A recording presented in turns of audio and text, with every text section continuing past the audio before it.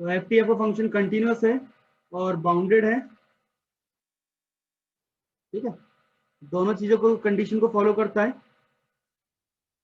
और तब हम इस एफ टी के डेरिवेटिव का, डिफरेंशियल का लाप्लास ट्रांसफॉर्म निकाल रहे हैं, ठीक है। तो इसका लाप्लास ट्रांसफॉर्म क्या आएगा, P Laplace transform of F T minus F zero, ये फॉर्मूला बनेगा। जो फंक्शन आपको दिया हुआ है एफ टी, जो कि कंटिन्यूस है, बाउंडेड है, परिबद्ध है, और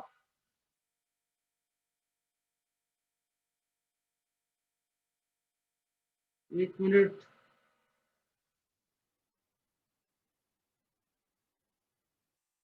आवाज नहीं आ रही मेरी मुस्कान?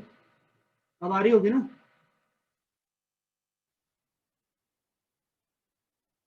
मुस्कान वॉइस आ रही है मेरी? तो एफ टी आपका जो फंक्शन है दो कंडीशन को फॉलो करता है, कंटिन्यूस और बाउंडेड, ठीक है, परिबद्ध है और सतत है। तब आप एफ डेस टी का डिफरेंशियल कर, मतलब डिफरेंशियल का लाप्लास ट्रांसफॉर्म निकालते हैं, तो उसका आंसर ये आता है L F P L F T minus F zero. ये आपको प्रूफ करना है कि ये कंडीशन होती है, ठीक है। तो पहली बात, एफ टी कंटिन्यूस है तो दो तरीके का कंटिन्यूस हो सकता है। एफ टी कंटिन्यूस है तो दो टाइप का कंटिन्यूस हो सकता है। एक तो वाकई में पूरा पूरा कंटिन्यूस हो, जीरो से शुरू हो, मतलब पॉइंट ए से आगे के लिए कहीं तक के लिए भी, या फिर ये पीस वाइज कंटिन्यूस टुकड़ों में कंटिन्यूस हो, एक हिस्सा ये कंटिन्यूस है, फिर दूसरा हिस्सा कंटिन्यूस है, फिर तीसरा हिस्सा कंटिन्यूस है, फिर चौथा हिस्सा, पांचवा, तो टुकड़ों में कंटिन्यूस है। तो दो कंडीशन बन सकती है कंटिन्यूटी की, कि लाप्लास दोनों के लिए रूल, दोनों के लिए अप्लाई होता है, कंप्लीटली कंटिन्यूस है या फिर पीस वाइज है, टुकड़ों में, ठीक है। तो दोनों की स्थिति में हम सॉल्व करना पड़ेगा। खंडश, इसको कहते हैं पीस वाइज यानी कि खंडश संतत, और एक आपका ये कंटिन्यूस है फर्स्ट वाला जो है। सेकंड आपका पीस वाइज है, पीस में कंटिन्यूटी है, कुछ हिस्से कंटिन्यूस है कुछ हिस्से नहीं है, ठीक है। तब ऐसे केसेस में दोनों बार सॉल्व करना पड़ेगा आपको, ठीक है। तो पहले कंडीशन, केस नंबर 1, जब एफ टी आपका कंटिन्यूस है, पहली बात, ठीक है। अब एफ टी आपका कंटिन्यूस है तो सीधी सी बात है कि इसका जो डिफरेंशियल होगा एफ डैश टी, ये भी कंटिन्यूस होगा, सतत होगा। इसको समझ लो बस पहले, सॉल्यूशन तो बाद में लिखा जाएगा, बाकी बुक में से देख के भी लिख लिया जा सकता है, वो तो अलग बात है, पर समझ में आना चाहिए लिखना क्या है। मैं इसका भेज दूंगा पूरा नोट्स, प्रॉपर नोट भेजूंगा इसके कैसे लिखना है, ठीक है। मेन चीज आपको समझ में आनी चाहिए कि कर क्या रहे हैं। एफ टी आपका कंटिन्यूस दिया हुआ है, सतत दिया हुआ है, कंटिन्यूस, ठीक है। तो एफ डैश टी भी आपका कंटिन्यूस होगा ही, और अब हमें एफ डैश टी कंटिन्यूस होगा तो इसका हम लाप्लास ट्रांसफॉर्म हमें फाइंड करना है। तो लाप्लास ट्रांसफॉर्म की डेफिनेशन ही अप्लाई करनी पड़ेगी, E power minus P T into F dash T D T, ये तो है डेफिनेशन, ठीक। अब इसको हम सॉल्व करें, ये हमारा फर्स्ट हो जाएगा फंक्शन, और ये आपका सेकंड हो जाएगा। तो कैसे करते हैं सॉल्व? फर्स्ट वाला आपका जो है, इसको फर्स्ट में दोनों डिफरेंशियल है, डिफरेंशियल को सेकंड ही मानो, ताकि क्या होगा, ये आपका सॉल्व हो जाएगा, ठीक है। तो इसको फर्स्ट मान लेते हैं और इसे हम सेकंड मान लेते हैं। इससे क्या होगा कि आपका,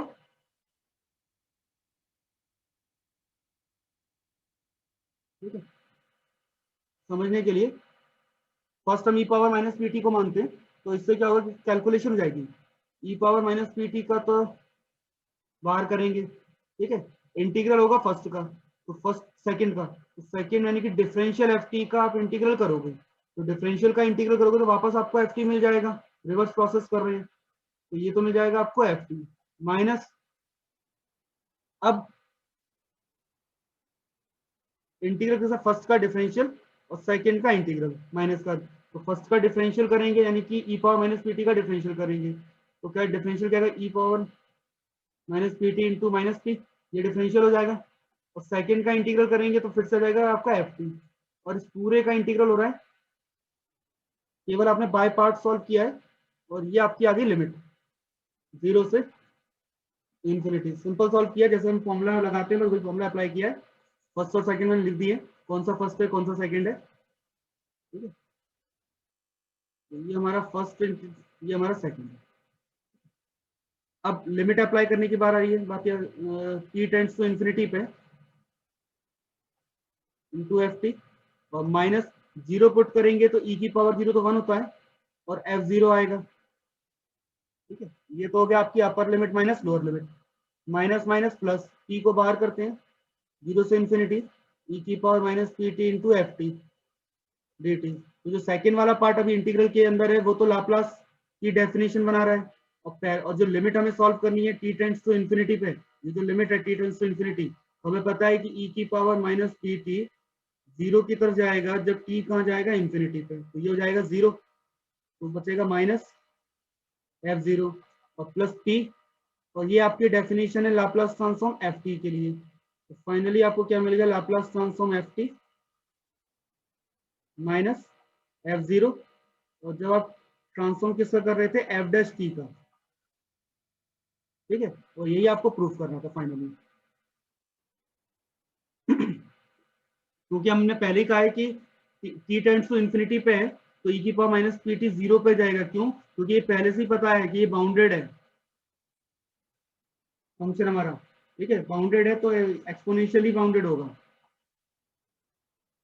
तो इस हिसाब से ये आ गया आपका पहला फॉर्मूला, पहला टाइप। दूसरी कंडीशन, अगर ऐसा लगातार वाला कंटिन्यूस नहीं, पीस वाइज कंटिन्यूस है, टुकड़ों में कंटिन्यूस है, तो केस नंबर 2। ठीक है, ये तो हो गया केस नंबर 1। केस नंबर 2, जब ये पीस वाइज कंटिन्यूस है, तो केस नंबर 2 में भी वही रहेगा कि एफ डैश टी कंटिन्यूस तो है मगर पीस वाइज है,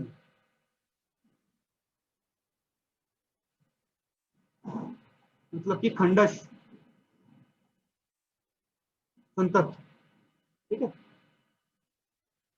तब भी अगर हम इसको सॉल्व करें, यानी कि 0 से पीस वाइज कंटिन्यूस है तो कुछ ऐसे रहेगा, 0 से कुछ जगहों पे इंटीग्रेशन, कुछ जगह पे नहीं रहेगा तो इंटीग्रेशन तो हो ही जाएगा।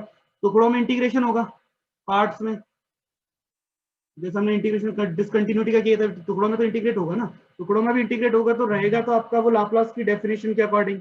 ठीक है, तो अलग अलग इंटीग्रल होंगे 0 से लेकर कहां तक, इन्फिनिटी के बीच में, हर एक अलग अलग पॉइंट के लिए। तो पहले मान लो ए के लिए ए से बी तक हुआ, फिर आपका मान लो सी से डी तक इंटीग्रेशन हुआ, फिर आगे ई से एफ तक हुआ, तो हर एक पार्ट का अलग अलग इंटीग्रेशन हो जाएगा। लेकिन आपका ये वाला जो इंटीग्रेशन है पॉसिबल है इसमें, Laplace transform F dash T, ये पॉसिबल है। बेशक इसके 50 या 100 या 200 टुकड़े मतलब पार्ट्स करने पड़े तो अलग अलग पार्ट पे इंटीग्रेट हो जाएगा, और फाइनली इंटीग्रेट होकर के अलग अलग हिस्सों में हम अगर इसको सॉल्व करें पिछले वाले तरीके से, तो हमारा आंसर वापस फिर से वही आएगा जो मैं पिछली बार मिला था। और यही आपका फॉर्मूला जो आपको याद रखना है फर्स्ट डेरिवेटिव के लिए। पहली बार डिफरेंशियल करते हैं का लाप्लास ट्रांसफॉर्म निकालेंगे तो ये फॉर्मूला आपको यूनिट 2 और यूनिट 3 के एंड तक काम करेगा। ठीक है, एक बार डिफरेंशियल करेंगे तो P आएगा और आखिरी में F0 आएगा। ठीक है, ये आपको याद रखना है। अगर 2 बार डिफरेंशियल किया हुआ है मान लीजिए, और अब इसको सॉल्व करना है, ठीक है, तो ऑब्वियस बात है कि हम इसको एक काम करते हैं, एफ डबल डैश टी कैसे आता है, एफ डैश टी को दोबारा से डिफरेंशियल करते हैं तो आपका मिलता है एफ डबल डैश टी। ठीक है, तो एक काम करते हैं, एफ डैश टी को हम लिखते हैं जी टी, तो क्या हो जाएगा, differential with respect to T of G T, तो इसको क्या लिखा जाएगा, जी डैश टी। थोड़ा सा सीक्वेंस बना रहे हैं कि एक बार डिफरेंशियल किया तो डिफरेंशियल करने पे जी में चेंज हो गया, और जी को दोबारा डिफरेंशियल किया तो वो फर्स्ट डेरिवेटिव, मतलब ऐसा है एफ टी का आपने डिफरेंशियल किया, डेरिवेटिव किया, जो भी फंक्शन है एफ टी अभी हम ये नहीं बात करें कौन सा है, एफ टी का आपने डिफरेंशियल किया तो आपको क्या मिला, एफ डैश टी, तो एफ डैश टी को मान लो जी टी, इसको दोबारा डिफरेंशियल करोगे तो क्या आएगा, एफ डबल डैश टी, तो ये हो जाएगा आपका जी डैश टी, तो जी डैश टी की वैल्यू क्या हो जाएगी, एफ डबल डैश टी, और एफ डैश टी को क्या मान लिया हमने, जी टी। तो हम इसके हिसाब से अगर देखें तो Laplace transform F dash T की वैल्यू, फॉर्मूला क्या था हमारा, T Laplace transform F T minus F0। अब यही फॉर्मूला मैं जी डैश टी के लिए लगाऊं तो जी डैश टी मतलब कि एफ डबल डैश, दो बार डिफरेंशियल। तो यही फॉर्मूला मैं जी डैश टी के लिए अगर अप्लाई करूँ तब करता हूँ तो क्या बनेगा, P times Laplace transform G T minus G zero. अब जी टी की वैल्यू अगर आप देखें, जी टी और जी डैश टी, ये जो आपका जी डैश टी है जी टी है, तो जी डैश टी की value F double dash T और जी टी की वैल्यू एफ डैश टी, दोनों वैल्यू पुट कर देते हैं तो जाएगा F double dash T equal to P Laplace transform F dash T minus G zero हो जाएगा आपका एफ डैश जीरो, पहले वाले से इससे जी जीरो की वैल्यू एफ डैश जीरो हो जाएगी। अच्छा, अब अगर आप देखेंगे तो लाप्लास एफ डैश टी, ये वाला जो पार्ट आ रहा है ये हमें नजर आ रहा है यहाँ पर, तो ये वैल्यू उठा के रख दें, इसमें पुट कर दें तो P Laplace transform F T minus F zero minus F dash zero. ठीक है, तो इस टाइप से अब मल्टीप्लाई कर देते पी का, तो क्या बनेगा, P square Laplace transform F dash F T minus P F zero minus P dash F zero. ये दो बार डिफरेंशियल का फॉर्मूला आ गया, ये फॉर्मूला आपने खुद ही डिराइव किया है, दो बार डिफरेंशियल के लिए। पहले आपने एफ डैश टी को जीटी माना तो उसका डबल डेरिवेटिव जी डैश टी हो जाएगा, जी डैश टी पे दोबारा हमने फॉर्मूला अप्लाई किया और फिर फॉर्मूला अप्लाई करने के बाद आपने देखा कि ये फॉर्म बनता है, इसमें एफ डैश टी की वैल्यू दोबारा से लिखी जा सकती है, वैल्यू पुट की, सिंपल मल्टीप्लाई किया, कोई मैंने इंटीग्रेशन नहीं किया इसमें, केवल अपन ने अलजेब्रिकली सॉल्व किया है। तो ये जो आपके पास फॉर्मूला बन रहा है ये सेकंड डेरिवेटिव के लिए आ गया है, तो दो बार डिफरेंशियल करेंगे तब क्या आएगा। तो अगर इस चीज को मैं देखता हूँ ध्यान से कि सीक्वेंस मेरा क्या बन रहा है, कि जैसे एक बार डिफरेंशियल किया है, अगर आप इनको ध्यान से देखिए तो एक बार डिफरेंशियल किया है तो एक पी आ रहा है फिर जी जीरो आ रहा है। ठीक है, इसी टाइप से दो बार डिफरेंशियल किया तो पी स्क्वायर फिर पी और लास्ट में एफ डैश जीरो। इसी टाइप अगर मैं तीन बार डिफरेंशियल करूंगा तो क्या आएगा, P cube P square P और अगली टर्म आएगी, तो यहाँ पे एफ की वैल्यू जीरो और एफ डैश जीरो, तो पी की पावर कम होती जा रही है और एफ में डेरिवेटिव बढ़ता जा रहा है।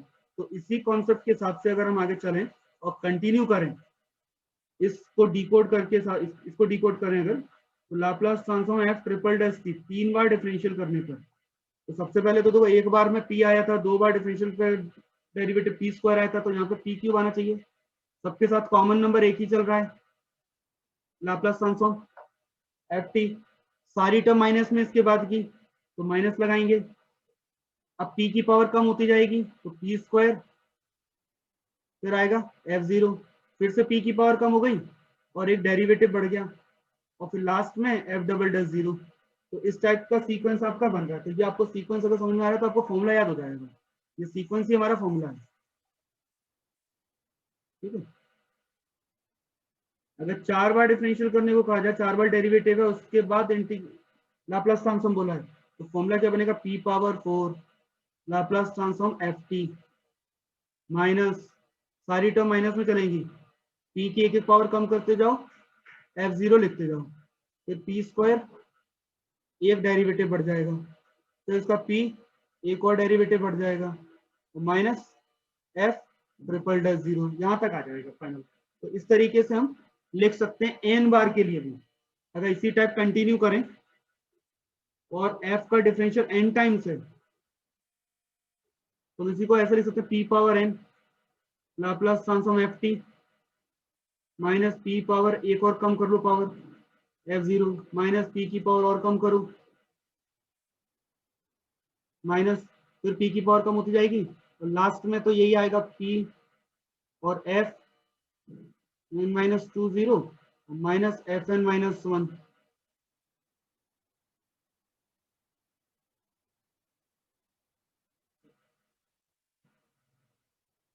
हाँ, दो बार एक बार है ना, तो आएगा F N minus one zero N minus two, तो ये हो जाएगा अपना एन माइनस वन और जो होगा एन माइनस टू, करेक्ट है। तो ये हो जाएगा आपको फाइनल लास्ट वैल्यू। तो इस टाइप से हम लिख सकते हैं, तो ये एन डेरिवेटिव के लिए हो जाएगा। अगर एन बार के लिए, लेकिन आपको याद जो रखना है वो केवल 1 टाइम और 2 टाइम का रखना है, मोस्टली पूरा नहीं रखना। आपको याद रखना है लाप्लास ट्रांसफॉर्म अगर एफ टी का दिया हुआ है, जरूरी नहीं कि एफ टी लिखा हो, ऐसा भी होता है वाई टी लिखा हो सकता है, ठीक है। अगर वाई टी लिखा है तो पी वाई डैश टी लिखा है तो P Y T minus Y zero, F T लिखा है तो P Laplace transform F T minus F zero, 2 बार डिफरेंशियल है तो P square Laplace transform Y T minus P Laplace transform, एक ही बार आएगा, Y zero minus Y dash zero. F लिखा है तो एफ में लिखना है, वाई लिखा है तो वाई में, और एस जो भी मतलब नाम यूज होगा उसी के अकॉर्डिंग सॉल्व होगा पूरा, ठीक है। तो यही हमारा फाइनल फॉर्मूला है। अब इस पर हम क्वेश्चंस देख लेते हैं कि क्वेश्चंस कैसे बनते हैं डेरिवेटिव्स वाले।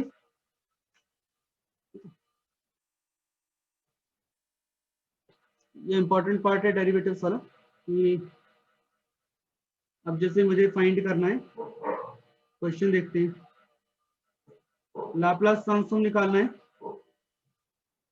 एफ टी का फाइंड करना है, ठीक है। याद कीजिए वेयर, जहां पर एफ टी की जो वैल्यू है वो है आपकी sign square T, F T की वैल्यू साइन स्क्वायर टी है, और यहाँ पे साइन स्क्वायर टी का मेरे पास कोई फॉर्मूला नहीं है। आप एडजस्टमेंट कर सकते हो उसको, आपने हमने पहले किया हुआ एक और तरीका था हमारे पास कि हम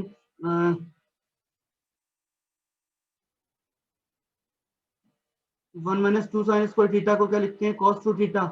इस तरीके से हमने ट्रिग्नोमेट्री अप्लाई करके सॉल्व कर लिया था।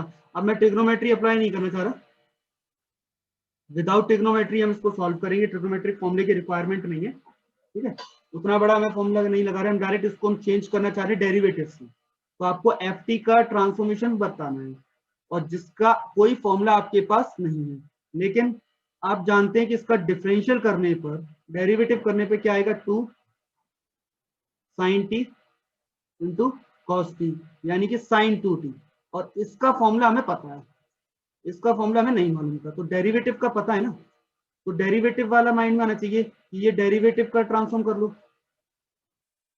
अब कलज का,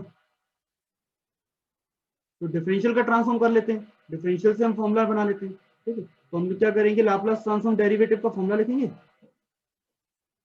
एफ डैश टी का ट्रांसफॉर्मेशन क्या होता है, P Laplace transform F T minus F zero.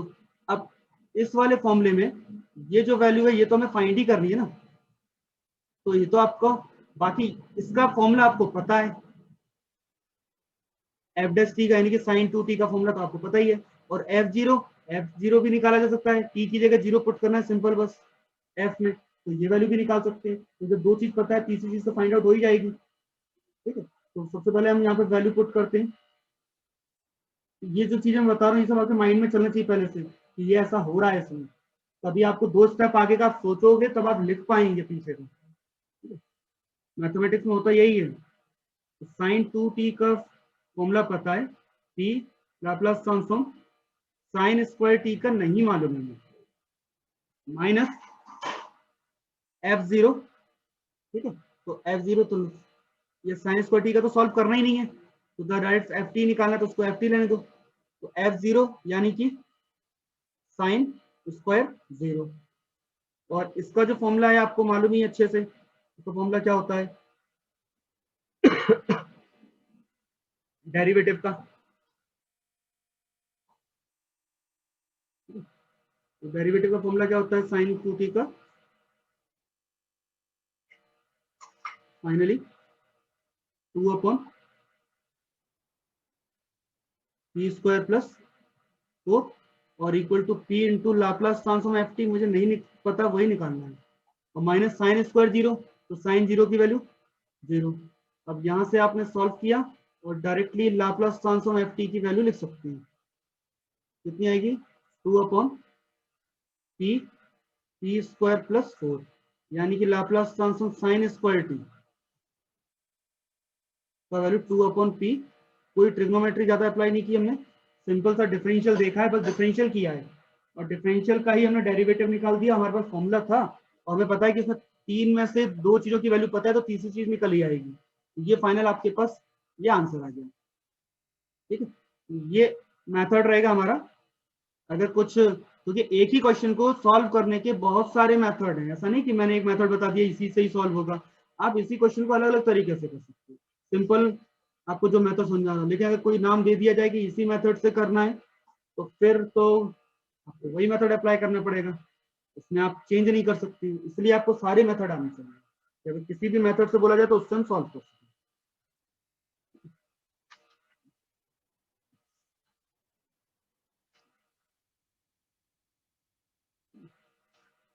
Shifting हो गया हमारा, और आज मुझे सेकंड शिफ्टिंग आपको प्रूफ करना था। तो एक तो मेरा क्वेश्चन जो हो गया, सेकंड शिफ्टिंग का प्रूफ करना था, कोई याद नहीं दिलाया मुझे। सेकंड शिफ्टिंग का प्रूफ बता देता हूँ। कल हमने सेकंड शिफ्टिंग पढ़ तो ली थी लेकिन उसका प्रूफ नहीं पढ़ा था, क्वेश्चन कर लिए थे।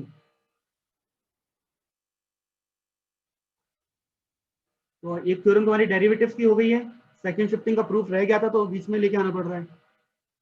और क्वेश्चन भी आपको मैंने डेरिवेटिव को समझा दिया क्या करना है, लेकिन लास्ट में जाकर के डेरिवेटिव का फॉर्मूला बहुत यूज होने वाला है।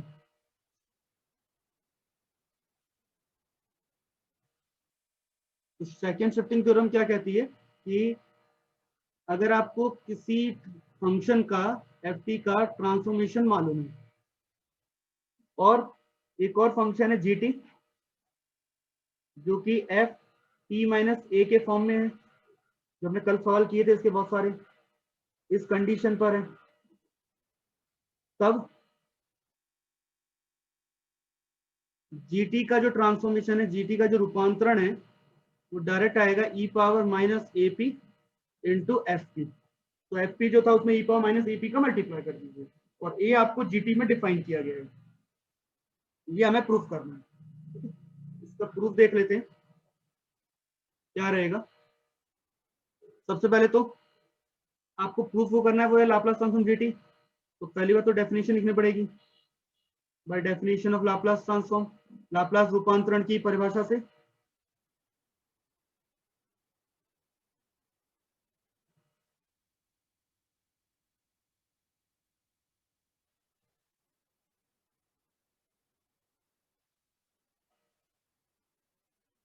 ठीक है, तो डेफिनेशन के अकॉर्डिंग क्या होगा, लाप्लास ट्रांसफॉर्म जीटी की जो वैल्यू आएगी वो इंटीग्रेट हो जाएगी 0 से इंफिनिटी ई की power minus P T into G T. लेकिन जीटी की जो वैल्यू है दो पार्ट में डिवाइड हो रही है, एफ टी माइनस ए और 0। तो एक काम करते हैं, इसको दो इंटीग्रल के दो पार्ट हो रहे हैं, एक तो 0 से ए, जैसे डिसकंटिन्यूस में सॉल्व कर रहे थे हम वैसे ही, और प्लस ए से इंफिनिटी। ठीक है, अब पहला वाला जो पार्ट है 0 से ए वाला, मतलब ए से छोटी वैल्यू के लिए आंसर 0 है, तो ये वैल्यू तो आपकी फर्स्ट वाला इंटीग्रल 0 हो जाएगा। सेकेंड वाली वैल्यू में आप वैल्यू जीटी की वैल्यू पुट कर सकते हैं। तो पहला इंटीग्रल तो हो रहा है 0, सेकेंड इंटीग्रल ए से इंफिनिटी ई की पावर माइनस पी टी, और जी टी हो जाएगा अपना एफ टी माइनस। इसका आंसर मुझे क्या निकालना है, E power minus A P into F T. ठीक है,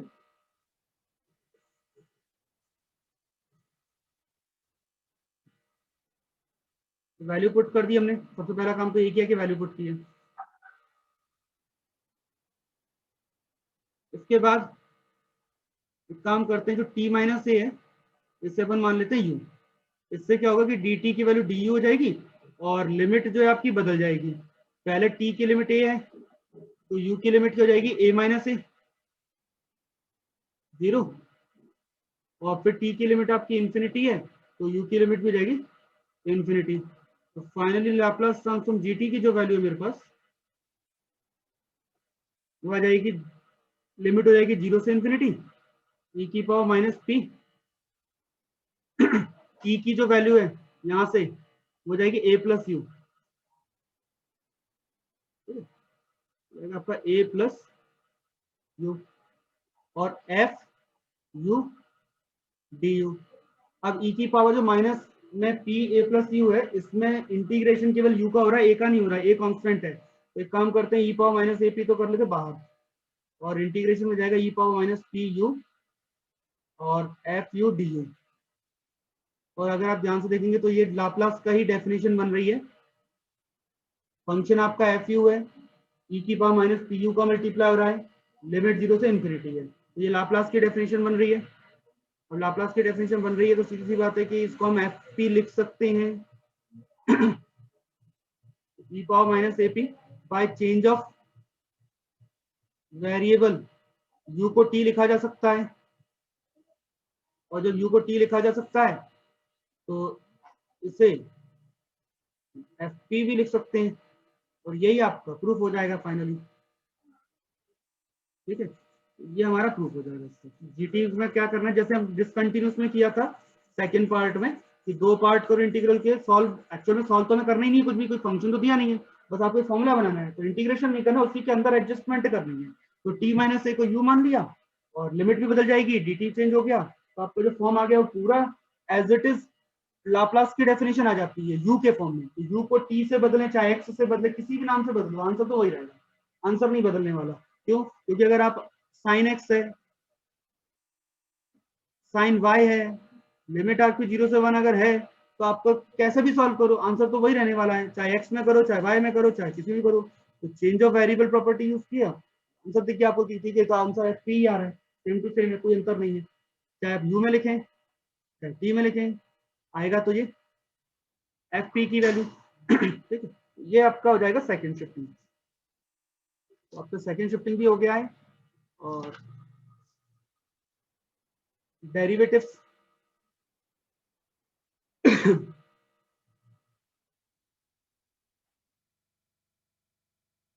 अब जो हमारा अगला टाइप है, नेक्स्ट टाइप ऑफ क्वेश्चन, वो है मल्टीप्लीकेशन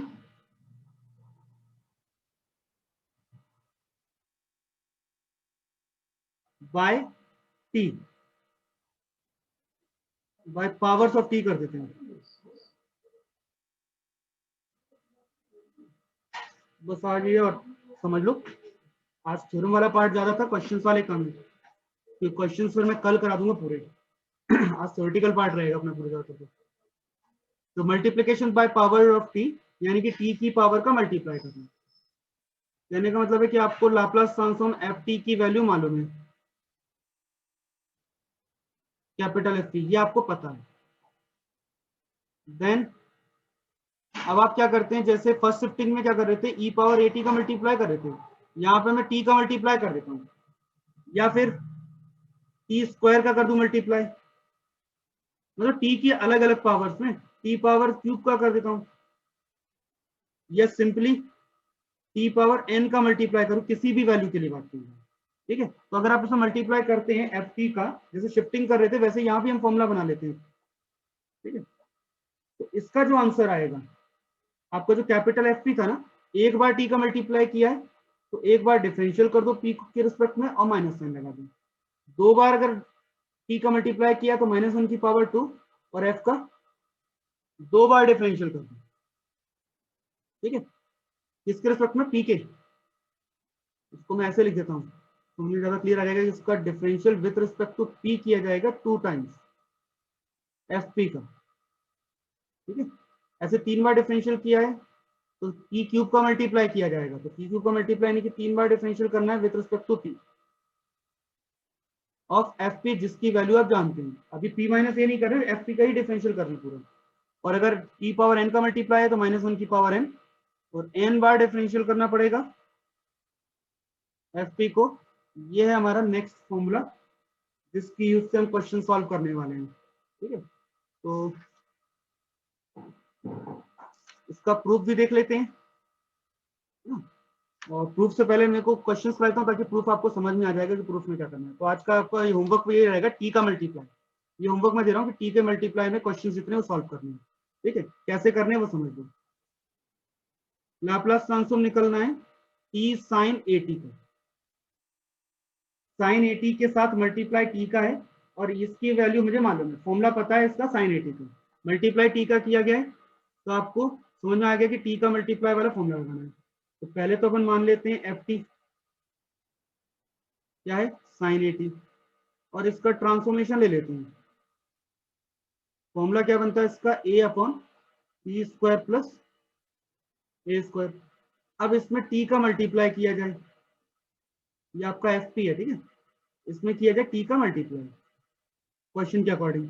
तो t का मल्टीप्लाई करेंगे तो जो आंसर आएगा वो होगा माइनस एफ डैश पी। तो माइनस इसका डिफरेंशियल करना विद रिस्पेक्ट टू p, और एफ पी की वैल्यू है a upon P square plus A square. अब आपको डिफरेंशियल करना आता है ना, बस आप डिफरेंशियल कर लीजिए इसको। कैसे करते हैं, माइनस ए को तो बाहर ले लेते हैं, मैं अपने हिसाब से कर रहा हूँ, आपको आप डिवाइड का फॉर्मूला लगाना, डिवाइड का फॉर्मूला लगा देना।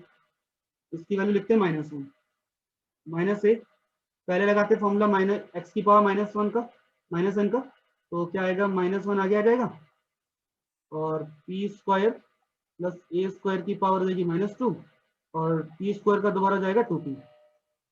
ये हो जाएगा आपका 2ap divided by P square plus A square का होल स्क्वायर। ये आपका फाइनल फॉर्मूला आ गया, लाप्लास ट्रांसफॉर्म टी साइन 80।